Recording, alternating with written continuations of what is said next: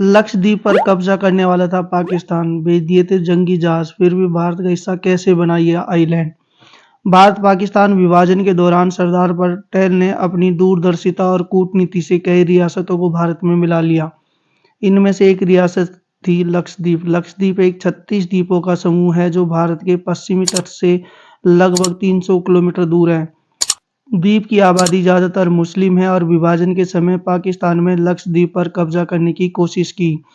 दूर-दराज होने की वजह से लक्षद्वीप पर दोनों में से किसी देश का ध्यान तुरंत नहीं गया। दोनों अपने-अपने मेनलैंड की रियासतों को अपने साथ मिलाने की कोशिश में लगे थे। सरदार पटेल ने 550 के करीब रियासतों को भारत में मिला लिया था। 1947 में अगस्त महीने में दोनों ही देशों का ध्यान लक्षद्वीप पर गया। व्यापार, व्यवसाय और सुरक्षा के लिहाज से ये द्वीप समूह भारत के लिए जरूरी था। पाकिस्तान ने सोचा कि लक्षद्वीप में मुस्लिम रहते हैं तो क्यों न लक्षद्वीप पर कब्जा कर लिया जाए। वहीं भारत में सरदार पटेल भी एक्टिव हो चुके थे। उन्होंने दक्षिण रियासत के मुदालियर भाइयों से कहा कि वे सेना को लेकर फटाफट लक्षद्वीप पहुंचे। रामास्वामी और लक्ष्मणस्वामी मुदालियर आइलैंड पहुंचे और उन्होंने तिरंगा फहराकर ऐलान कर दिया कि अब ये भारत का हिस्सा हैं। वहीं भारत के पहुंचने के कुछ देर बाद ही पाकिस्तान युद्धपोत भी लक्षद्वीप आ धमका, लेकिन भारतीय झंडे को फहरता हुआ देख वे बेरंग होकर वापस लौट गए। इस तरह से लक्काद्वीप और मिनिकॉय और अमीन द्वीप द्वीप समूह भी भारत से जुड़ गया। भारत का झंडा फहराने के बाद साल 1956 में इसे केंद्र शासित राज्य का दर्जा मिला। साल 1971 में इस आइसलैंड का सम्मिलित नाम पड़ा लक्षद्वीप। लक्षद्वीप हमारे देश की सुरक्षा के लिहाज से काफ़ी अहम है। यहाँ से दूर-दूर तक के जहाज़ों पर नज़र रखी जा सकती है। चीन के बढ़ते समुद्री दबदबे के बीच भारत लक्षद्वीप में मजबूत बेस तैयार कर रहा है ताकि समुद्र में हो रही एक्टिविटी पर नज़र रखी जा सके। लक्षद्वीप भले ही भारत का हिस्सा है, लेकिन यहाँ जाने के लिए भारतीयों को भी परमिट की ज़रूरत होती है। ऐसा वहाँ मौजूद आदिवासी समूहों की सुरक्षा और उनके कल्चर को बचाए रखने के लिए किया जा रहा है। भारत का स्वर्ग है लक्षद्वीप।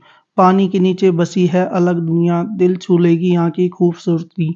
आइलैंड के बारे में पूरी डिटेल। आपने कभी सफ़ेद रेत के समुद्र तलों, नीले पारदर्शी पानी के अंतहीन विस्तार और नारियल पेड़ के लहराते जंगलों का सपना देखा है? अगर हाँ, तो लक्षद्वीप से बेहतर जगह आपको कहीं नहीं मिलेगी। भारत के दक्षिण पश्चिमी तट पर स्थित यह द्वीप समूह 36 रत्नों का हार है जो अरब सागर के नीले पानी में बिखरा हुआ है।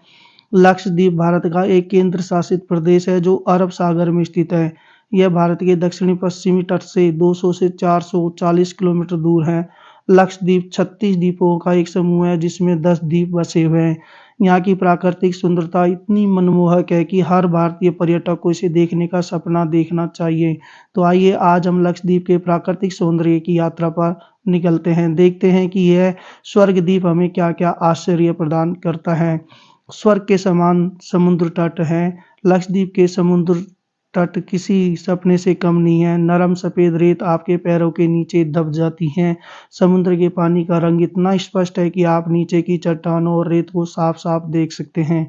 यहाँ हवा के झोंकों से झूमते नारियल के पेड़ आपको प्रकृति के बेहतर करीब ले जाने का एहसास कराते हैं। आप अगर द्वीप के प्रसिद्ध वाडू ग्रैंड बैंक पर धूप सेकना चाहते हैं या कल्पेनी द्वीप के सुनसान तटों पर टहलना चाहते हैं, तो लक्षद्वीप में हर किसी के लिए एक आदर्श समुद्र तट है।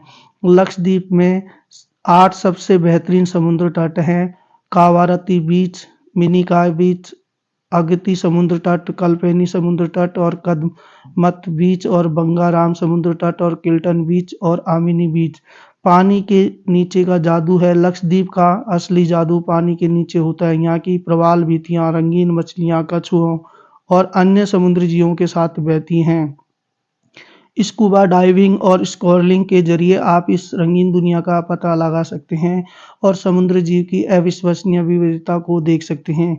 यहाँ तक कि अगर आप पानी में नहीं जाना चाहते तो आप ग्लास बॉटम बोट की सवारी करके प्रवाल भित्तियों की झलक पा सकते हैं। कहते हैं कि मई महीने में लक्षद्वीप घूमने का मौसम शुरू हो जाता है और सितंबर तक आप यहाँ मस्ती से घूम सकते हैं। हालांकि जाने वाले पूरे साल जाते रहते हैं। ये सैलानियों के घूमने के लिए एक लोकप्रिय जगह है जो हमेशा पर्यटकों से हरा भरा दिखाई देता है। तो आप भी अपने जीवन में एक बार लक्षद्वीप की यात्रा अवश्य करें। धन्यवाद दोस्तों।